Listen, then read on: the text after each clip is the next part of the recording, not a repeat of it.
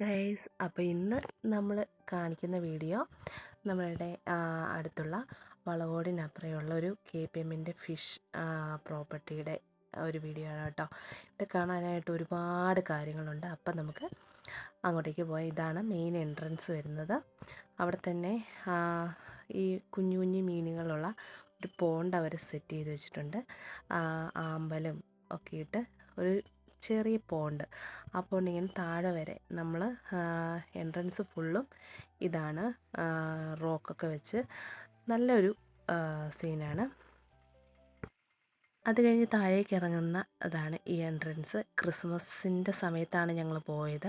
അപ്പം അത്രയും നേരത്തെ എടുത്ത വീഡിയോ ആണ്. ഇപ്പോഴാണ് എഡിറ്റ് ചെയ്ത് ഒന്ന് സെറ്റാക്കി ഇടുന്നത് കേട്ടോ. അപ്പം ആ പോണ്ടിൻ്റെ അടുത്ത് ചെറുകമ്മയും ബാച്ചനൊക്കെ ഭയങ്കര കാഴ്ചയൊക്കെ കണ്ടിരിക്കുകയായിരുന്നു.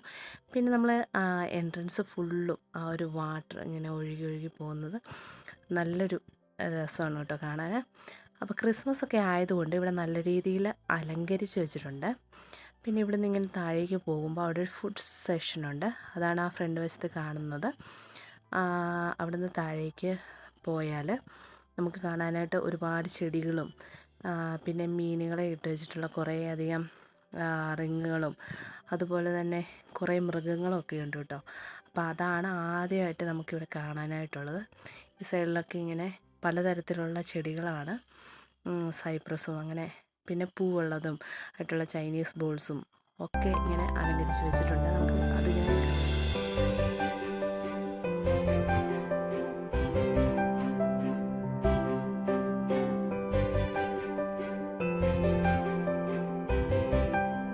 ഇതാണ് കേട്ടോ നമ്മളുടെ ഫിഷുകൾ ഇട്ട് വെച്ചിട്ടുള്ള ടാങ്കുകൾ. അതിങ്ങനെ ഫുള്ളായിട്ട് ഇതുപോലെ ടാങ്കുകൾ സെറ്റ് ചെയ്തിട്ട് അതിനകത്ത് വലിയ വലിയ മീനുകളെ ഇട്ടിട്ടുണ്ട്.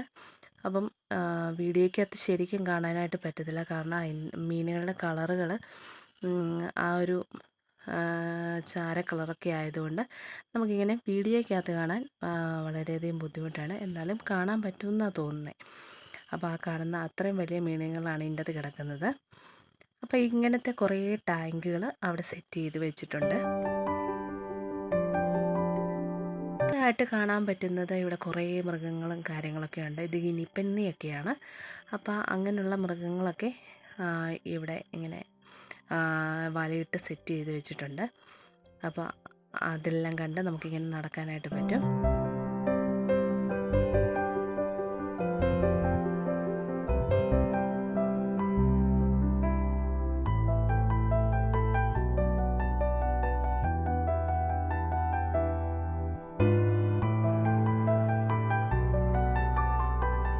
ഇത് നമ്മുടെ കൽക്കമാണ് കേട്ടോ. കൽക്കം വലിയ സാധനമാണ്. ഇതിങ്ങനെ കൊത്തും അടുത്ത് ചെന്നാൽ.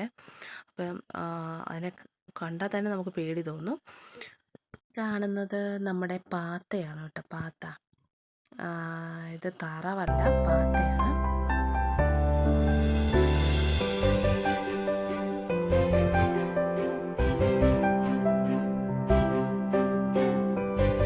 നടക്കുന്ന വഴിയിലൂടെ മുഴുവൻ ഇങ്ങനെ നാച്ചുറലായിട്ടുള്ള തോട് പോലെ ഇങ്ങനെ സൈഡിൽ കൂടി ഇങ്ങനെ വെള്ളം പോകുന്നുണ്ട്. അത് കാണാൻ തന്നെ നല്ല കുളിർമയാണ് കേട്ടോ. അപ്പം അത് ഇങ്ങനെ നമ്മൾ നടക്കുന്ന എല്ലാ വഴികളിലൂടെ ഇങ്ങനെ സെറ്റ് ചെയ്തിട്ടുണ്ട് കേട്ടോ. എപ്പോഴും ഒഴുകിക്കൊണ്ടിരിക്കും വെള്ളം. പിന്നെ ഈ കാണുന്നതാണ് കേട്ടോ നമ്മുടെ ഈ പ്രോപ്പർട്ടി എന്ന് പറയുന്നത്.